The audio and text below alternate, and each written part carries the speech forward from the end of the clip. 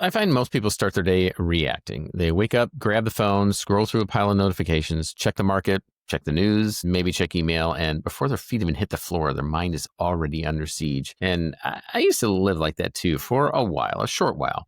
Every day started with noise. I was working hard, but I wasn't always working smart. Then one day, many, many years ago, I decided I was going to start leading my day instead of following it. And that began with something that at first glance sounds ridiculous. And people ask me about this all the time, but I started setting my alarm for 3:53 a.m. People laugh when I tell them that. Why 3:53? Or they ask my wife, why not 4 o'clock or any other number? Well, because 3:53 isn't round. It's not convenient. It's intentional. And it reminds me that excellence rarely lives on the easy numbers, rounding up, rounding down. And so every day, not most days, not when it's convenient, but literally every day I get up at 3:53 a.m. And some days I wake up even before that. By the time the world starts stirring, I have already had victory number one. And I like it that way. It's like I'm cheating. So today, I want to take you inside that routine. I want to share the why behind it, the science that supports it, and the spiritual clarity that drives it. Yeah, the spiritual clarity. I'll also share a story, a real one, about a leadership decision that almost went sideways until, well, in my quiet time with God, after 3:53, used my morning to just redirect this decision entirely. Because the truth is, those early hours aren't just quiet time, they're boardroom time with God. They're where confusion turns into conviction and conviction turns into clear, actionable leadership. So here's what my mornings look like. The alarm goes off at 3:53. I sit up. I thank God for another day before my feet hit the floor. And I swing my feet around. And before I can talk myself out of it, I'm up. I walk into the kitchen, take my vitamins, which I had prepared the night before, make a fantastic cup of coffee. Yeah, that would be a latte or a cappuccino. And something about that ritual and just the smell of that first cup alone tells my brain, yeah, game on, let's go. Then I'll go outside, and depending on I do live in the Midwest, and so right now it's getting cold. So put on the appropriate attire and take a brief walk around the neighborhood just to get everything moving. It's dark, it's silent, and it's peaceful. No emails, no text, nobody expecting anything from me. Just the hum of the world asleep. And that walk, it gets my body moving. But more than that, it just clears space for my spirit to wake up. And by 5 a.m., I'm at the gym. I try to get there. That's the why I wake up at 3:53. I try to get there minutes before because I feel like if I walk in the door and there's people already in there, well, I am a competitive guy. I need to get there by the time the doors open. That hour and 20 minutes is sacred before that, however. I work out usually with a podcast in my ears, something educational, business focused, or faith driven, or all three. Sometimes it's self-storage and real estate. Other days it's macroeconomics. Occasionally it's Formula One because I love the mindset of precision and just anything and everything about Formula One. These guys and gals, they spend hundreds of millions just to get an extra tenth, and then drivers strap in with the intention of winning each and every time and know that they put their lives on the line to do so. That's why I love F1, and that's what gets me going in the morning. I'm feeding my body and I'm feeding my mind. And it's time to shower, get ready, and I'm in the office by 7 or 7:30, unless I got an errand to run ahead of that. Pour a second cup of coffee, and I'll take a short walk again. This time, the first time was to get things going. It was more of a gratitude walk, but this time it's not to move my body, but to truly move my spirit. I spend the time with God. It's in prayer. It's looking through a Bible app. It's listening to a sermon or some type of faith-based podcast. And then I ask God, what's important today? What needs to be done? And what can wait? And by 7:45, I'm grounded, I'm clear, I'm focused, and I know what direction I'm heading. So here's the key. Here's the key to all of this is that my calendar is blocked until 11 a.m. It's blocked off. No calls, no meetings. And those first few hours are for the deep work and the thinking. Because my job as a leader isn't just to be busy, it's to be clear. And I'll state that again for those of you that are leaders. It isn't just to be busy because that doesn't do anybody any good. It is to be clear. That is what your job is as a leader. Now, and I'll tell you a story. Here's an example of why that clarity matters. A few months back, I had a meeting scheduled for later in the day, and it was a difficult one. I had made my mind that it was going to ask someone for their resignation. Performance had slipped, their alignment was off, and frustration had built up all around them. And I felt justified. I had the bullet points, I had the evidence, and I had the authority, and I was just losing patience. But that night, as I went to bed, I still felt uneasy.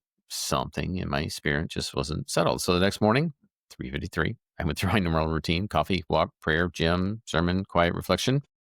And during that prayer time, I laid it before God and said, Lord, help me see this clearly. Help me separate frustration from the truth. And that's all I need to do is seek in that situation, in any situation, is truth. And in that quiet, I felt a nudge in my perspective, and I realized the real issue wasn't incompetence or rebellion, as I thought in my frustration. It was deeper. It was a personality complex. It was a blind spot that this person had that kept them from seeing their role the way I needed them to. Problem wasn't malice, it was misalignment. So instead of going into that meeting ready to fire, I went in ready to listen instead. And I started by sharing my observations and then asked questions, the kind that get to the root. And as we talked, the walls came down. They admitted they were struggling and really always had, that they hadn't seen the bigger picture, and they genuinely wanted to grow and change this piece they'd been struggling with for a while. And that conversation changed everything. Now, we didn't sweep issues under the rug. We still had hard conversations, but we shifted from confrontation to collaboration and accountability. And we're still walking that road together. And I'm grateful for their new level of awareness, because that's truly what it is at this point. And had I not paused and reflected that morning, well, I might have made a decision that cost a good person their job and our organization a valuable team member. And that's truly, just one example of the power of the morning. It's not just discipline. It's discernment that only comes from the quiet. Many mornings I find that the tasks I thought were urgent yesterday, and I think you probably find this as well, that the tasks I thought that were very urgent yesterday or today, they lose their urgency after reflection and after a night's sleep.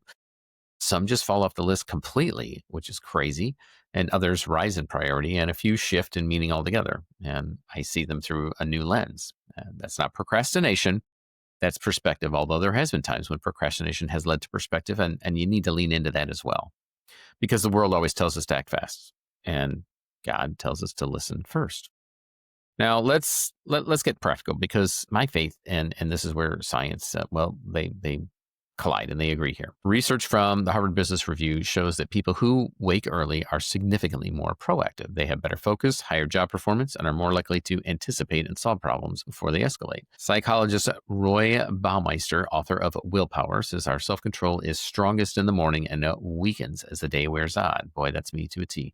And that's why the most important decisions, the ones that shape your business or your family, should happen early, when your spiritual and mental batteries are full. Also, a University of Toronto study found that early risers consistently report higher levels of satisfaction and productivity. They start the day in alignment with their values instead of chasing someone else's agenda. And I find that to be true as well, because gosh, the times when I either oversleep, or if there's a meeting that has to be scheduled early in the morning and my routine is thrown off, my level of satisfaction goes down, and I feel my entire productivity scale just tips.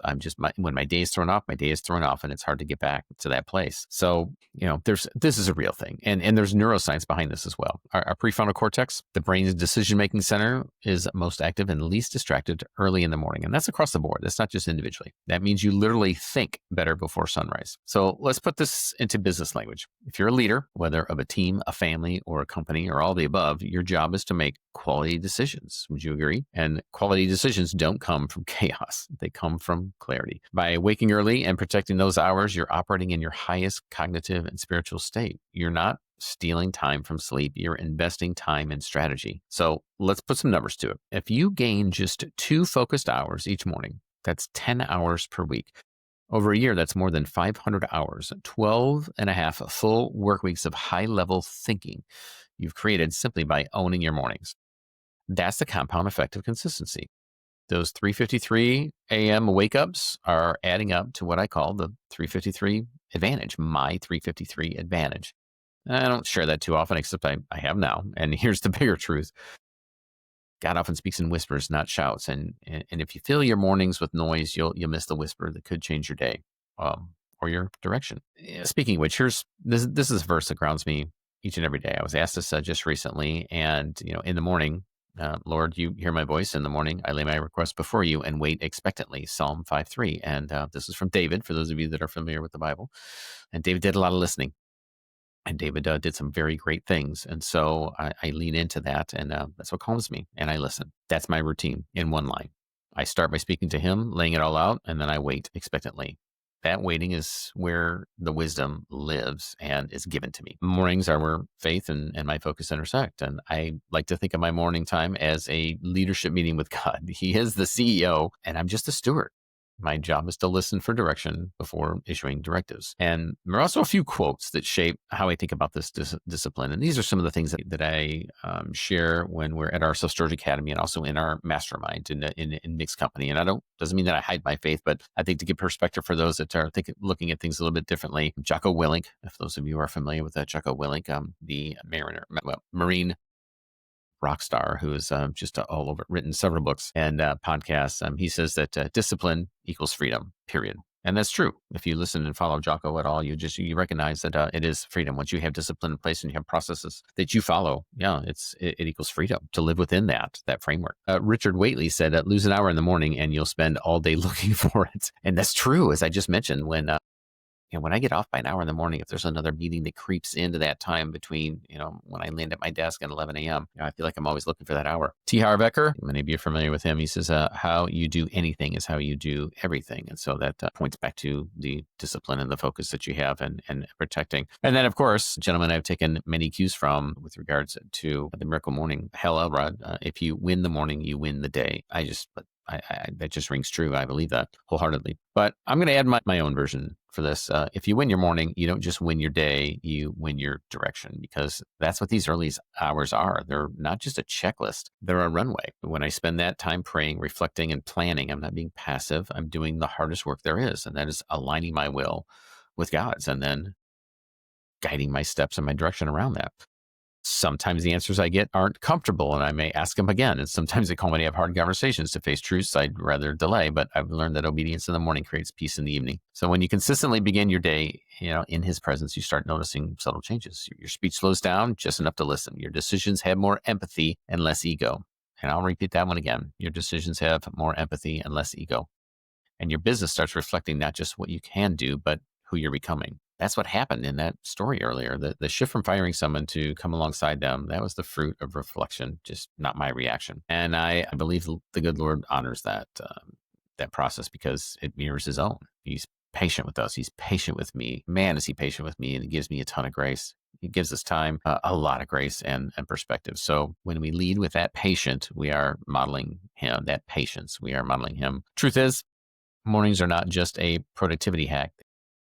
They're spiritual stewardship. You're stewarding your mind, your time, your health, and more importantly, your leadership under his authority. So when people ask me why I do it, why 353, I tell them because it's when I hear best. It truly is. It's quiet. It's when I can quiet the world long enough to let God speak. And I need that. I absolutely need that. So what does this mean for you?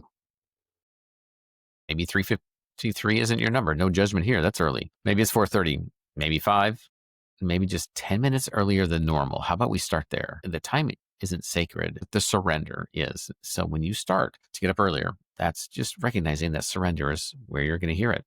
So start small, but start. That's my challenge. Create a block of quiet before the world that demands your attention, and then use it to move your body, feed your mind, and align your heart. Because here's the truth I've learned.